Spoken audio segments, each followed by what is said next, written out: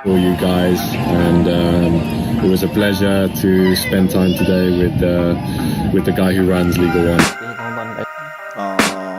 Dito lang 일단 아란 I can hear the 잘하고 demons call when they do what they do.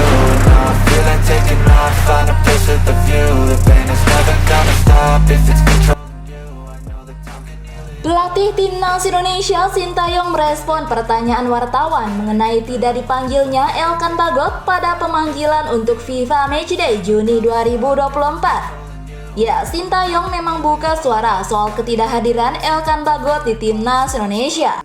Namun alasan dirinya tak memanggil Elkan masih terus jadi misteri karena pelatih asal Korea Selatan itu meminta wartawan langsung menanyakan ke pemain. Masalah Elkan mungkin langsung tanyakan kepada Elkan, ujar Sintayong kepada awak media termasuk bolasport.com di lapangan B kawasan Senayan, Jakarta, Selasa 28 Mei 2024. Sementara itu, Elkan di media sosial mengunggah foto-foto liburan tanpa mengaktifkan kolom komentar. Elkan Bagot membagikan sedang berada di New York, Amerika Serikat pada Senin 27 Mei 2024. Kemudian pada Selasa 28 Mei 2024, atau setelah jawaban Sintayong soal dirinya keluar, Elkan mengunggah foto di feed Instagramnya tengah bermain golf di Portugal. Dengan begitu, hubungan Sintayong dengan pemain bek Ipswich tahun itu pun semakin misterius. Sikap dingin Sintayong ke Elkan atau bahkan sebaliknya bermula ketika babak playoff Olimpiade 2024 lawan Guinea.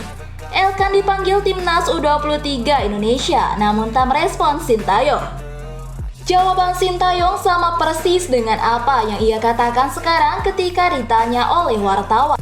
Untuk pemain yang putus komunikasi saat pemanggilan, Sintayong pernah memberi sanksi tegas di masa lalu, yakni saat Rama Irumakiek tidak merespon panggilan Timnas U23 Indonesia untuk SEA Games 2021.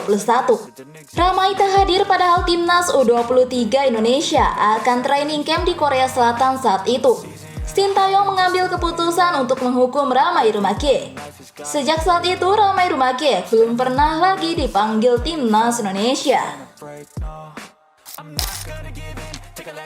Gelandang Timnas Indonesia Tom Haye tebar ancaman ke Irak jelang laga lanjutan putaran kedua kualifikasi Piala Dunia 2026 zona Asia.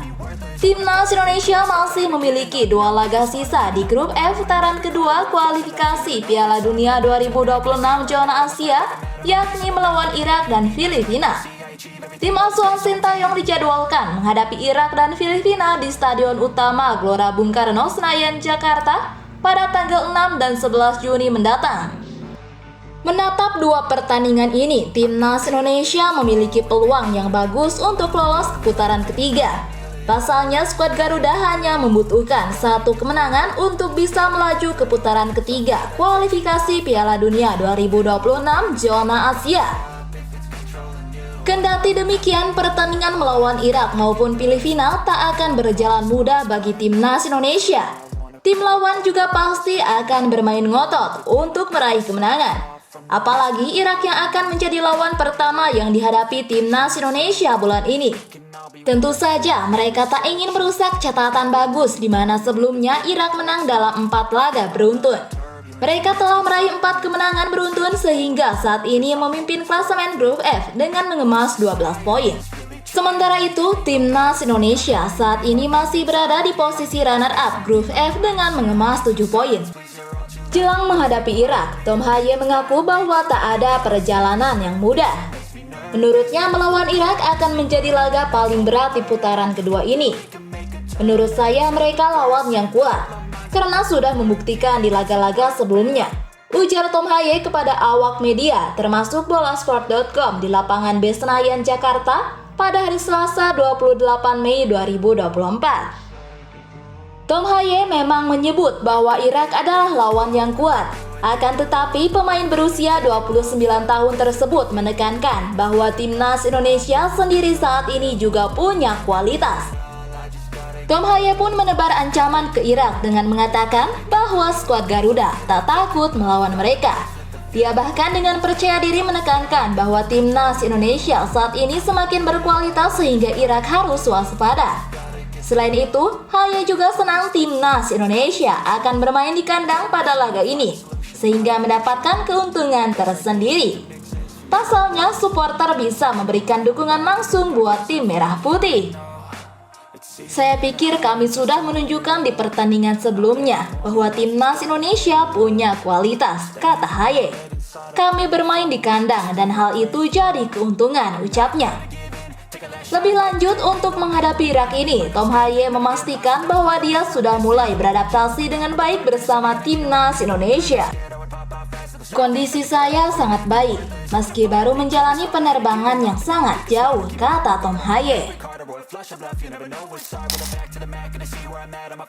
Dua pemain timnas Indonesia terlihat mengalami cedera ketika berlatih di lapangan B, Gelora Bung Karno GBK Jakarta Pusat pada Selasa 28 Mei 2024. Keduanya adalah Yance Sayuri dan Nathan Choaon. Yance Sayuri tiba-tiba tergeletak di tengah-tengah latihan timnas Indonesia. Pemain asal PSM Makassar itu terpaksa menepi dan mendapatkan perawatan dari tim medis. Sementara Nathan Choaon tidak berlatih bersama rekan-rekannya. Bek asal Swansea City di kasta kedua Liga Inggris itu hanya menyaksikan tanpa beraktivitas. Kondisi Yance Sayuri dan Nathan Choaon dikaitkan dengan kondisi lapangan B yang buruk. Permukaan memang lapangan kurang rata, bahkan rumputnya menguning dan berwarna coklat. Di tengah jalan, timnas Indonesia bahkan harus pindah lapangan latihan. Tim berjulukan skuad Garuda itu meninggalkan lapangan B untuk berlatih di lapangan A yang terletak di sebelah lapangan B.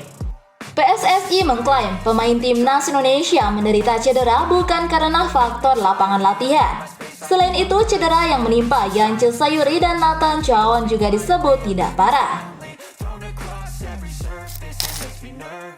Ayah pemain timnas putri Indonesia, Claudia Schoenemann, Raf Schoenemann, takjub dengan ribuan supporter timnas Indonesia yang hadir di laga kontra Singapura di Stadion Madia, Jakarta, Selasa 28 Mei 2024. Pada pertandingan ini, timnas putri Indonesia menang dengan skor akhir 5-1 dan Claudia mencetak brace di pertandingan tersebut.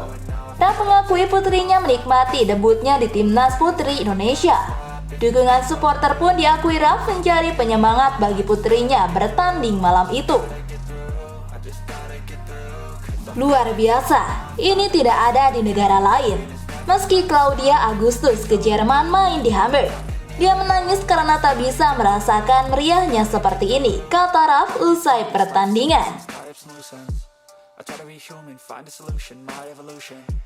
A place like this, it didn't exist for me. Out of the gate, got a glass halfway. It's easier to hide.